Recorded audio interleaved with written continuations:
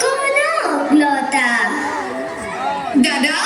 তই কাৰ দৰে হবি নকলি যে দে মই বেলেগৰ দৰে নহওঁ দেই মোৰ পৰিচয় এটাই মই জুবিন মোৰ পৰিচয় সদায় মোৰে কোন সেইজন কোন নীলুদা সেইজন আমাৰ ইয়াত তবলা বজাই যে জুবিন নামৰ ল'ৰাটো জুবিন বৰঠাকুৰ নহয় আজিকালি গাৰ্ড লিখে